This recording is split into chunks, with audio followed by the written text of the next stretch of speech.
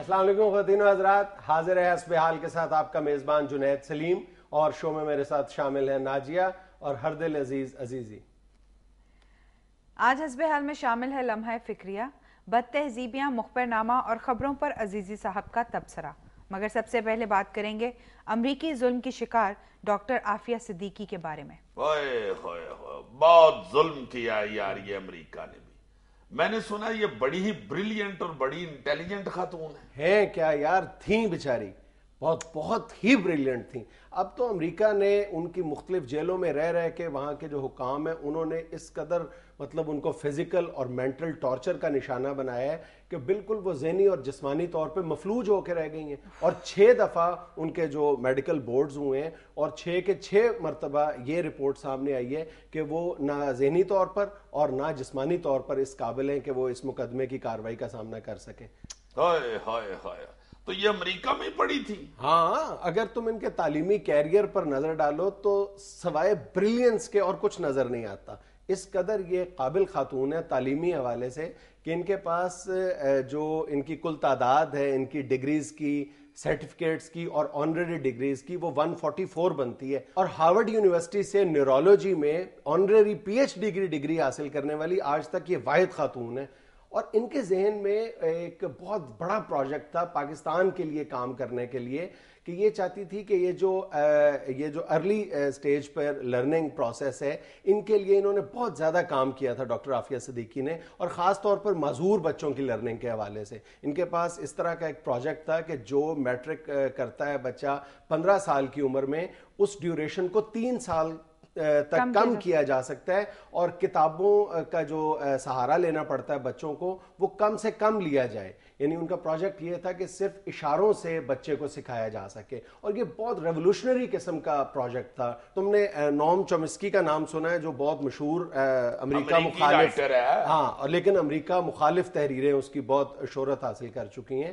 نوم چومسکی کے ساتھ بھی ڈاکٹر عافیہ صدیقی نے 1 سال کام کیا تھا، اور اس 1 سال کے دوران ڈاکٹر عافیہ صدیقی نے نوم چومسکی کو اس حد تک متاثر کیا تھا کہ وہ یہ لکھنے پر مجبور ہو گیا تھا کہ ڈاکٹر عافیہ صدیقی ایک چلتا پھرتا ادارہ ہے اور اپنی ذات میں انقلاب ہے، یہ جہاں بھی جائے گی یہ انقلاب لے کے آئے گی۔ اب امریکیوں کو شاید انقلاب کے نام سے اس قدر الرجی ہو چکی ہے کہ وہ انقلاب کا کوئی اور ہی مطلب سمجھے، اور اوپر سے وہ جو چومسکی ہے نا، وہ تو ایسا امریکن ہے امریکہ کا ہونے کے باوجود وہ اپنی تحریروں میں امریکہ کے سر میں بہت چھتر مارتا ہے۔ بڑی زبردست تحریریں ہیں نوم چومسکی کی، اور بالکل امریکہ کو تو اس کے نظام انصاف سے لے کر اور مختلف معاملات میں جو امریکی منافقت ہے اس کو وہ برہنہ کر کے رکھ دیتا ہے۔ تو ظاہر ہے اس نے پھر اگر تعریف کی ہے ڈاکٹر عافیہ کی تو امریکہ کو تو لڑنی تھی، وہ لڑنی تھی، اور یہی شاید گلے پڑ گئی ہے، اور اسی کا شاید ہمیں خمیازہ بھگتنا پڑ رہا ہے۔ پوری قوم کو ایک کرب میں مبتلا ہے نا پوری قوم۔ دیکھو یار، اتنی قیمتی خاتون کے ساتھ کیا ہو رہا ہے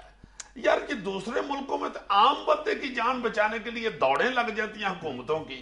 یہ ہماری حکومت ٹلی سی چل رہی ہے، کبھی کبھی کو بیان دے دیتی ہے، یہ اتنی دیر سوئی رہی ہے۔ بالکل ڈھیلا ڈھالا سا رویہ۔ زیادہ افسوسناک بات یہ ہے کہ ایک طرف تو حکومت نے ڈاکٹر عافیہ صدیقی کی رہائی کے لیے کوئی سنجیدہ کوشش نہیں کی، لیکن اس سے زیادہ افسوسناک بات یہ ہے کہ دروغ گوئی سے کام لیا جا رہا ہے، پوری قوم کو بیوقوف بنانے کی کوشش کی جا رہی ہے، اور احسان یہ جتایا جا رہا ہے کہ جی ہم نے تو ڈاکٹر عافیہ کی رہائی کے لیے $20 لاکھ خرچ کر دیے ہیں۔ یہ کون سی حکومت کیا بات کہہ رہی ہے، ذرا غور کرو۔ اور $20 لاکھ بھی انہوں نے اس وکیل پہ خرچ کیے ہیں جس کے بارے میں ڈاکٹر عافیہ صدیقی کے اہل خانہ بار بار منع کرتے رہے ہیں کہ اس وکیل کو یہ ذمہ داری نہ سونپی جائے۔ اور چارلز نامی وکیل وہ وکیل ہے جس نے جب سزا دینے سے کچھ روز پہلے خود امریکی اس عدالت سے یہ درخواست کی کہ ہمیں 12 سال قید کی سزا سنا دی جائے میری موکلہ۔ یہ ڈاکٹر عافیہ کے وکیل نے خود کا ہے؟ ہاں، وکیل صفائی نے،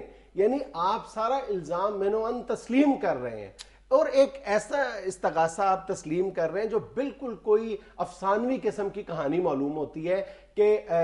پاکستان سے خاتون کو اغوا کیا گیا ہے، واقعہ افغانستان کا بنایا گیا ہے، اور مقدمہ امریکہ میں چل رہا ہے، اور یوں تانے بانے بنے گئے ہیں اس قدر جھول تھا پورے استغاثے میں کہ خود جو امریکی ماہرین انصاف ہے وہ اس کو انصاف کے ساتھ ایک مذاق قرار دیتے رہے آج تک. یعنی جو گواہ پیش کیے گئے ہیں جن فوجیوں کے بارے میں یہ کہا گیا ہے کہ ان کی ڈاکٹر عافیہ صدیقی کی فائرنگ سے وہ زخمی ہوئے ہیں, وہ ایک فوجی یہ بیان دے رہا ہے کہ ڈاکٹر عافیہ نے کھڑے ہو کے فائرنگ کی ہے اور دوسرا فوجی یہ بیان دے رہا ہے عدالت میں کہ اس نے بیٹھ کے فائرنگ کی ہے. تو سر ہماری حکومت کو اس کیس کی کمزوری نظر نہیں آتی؟ ابھی 4 ماہ پہلے U S justice network کی ٹینا فاسٹر پاکستان آئی تھی اور اس نے حکومت پاکستان سے صرف یہ کہا تھا کہ آپ صرف ایک امریکی حکومت کو لیٹر لکھ دیں کہ اس مقدمے کی کارروائی سے ہمیں اطمینان نہیں ہے. 4 ماہ گزرنے کے باوجود پاکستانی حکومت ایک لیٹر نہیں لکھ سکی اور ٹینا فاسٹر نے پاکستانی گورنمنٹ سے یہ کہا تھا کہ اگر آپ یہ لیٹر لکھ دیتے ہیں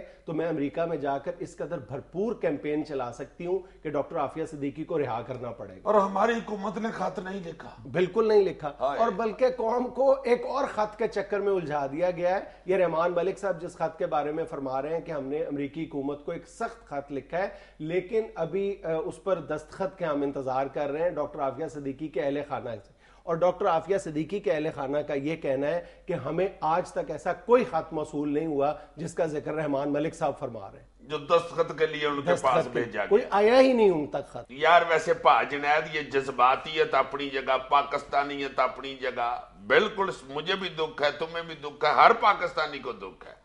مگر ذرا ٹھنڈے دل سے یہ بھی تو سوچو نا کہ پاکستانی حکومت امریکہ سے اپنی کس طرح بات منوا سکتی ہے. میں تو یہ سمجھتا ہوں کہ اس وار اگینسٹ ٹیرر میں جو پوزیشن پاکستان کی ہے آسانی کے ساتھ وہ امریکہ سے اپنی ہر بات منوا سکتا ہے, اور کئی ملک بغیر یہ لیوریج حاصل کیے, برطانیہ دیکھ لو, برطانیہ اپنے گوانتانامو بے سے جتنے بھی برطانوی نیشنلٹی ہولڈرز تھے ان سب کو لے گیا ہوا ہے. 9/11 کے بعد انڈین ایک سردار جی انہوں نے قید کیے تھے, بڑے سنگین الزامات تھے اس پہ, لیکن انڈین گورنمنٹ نے اس قدر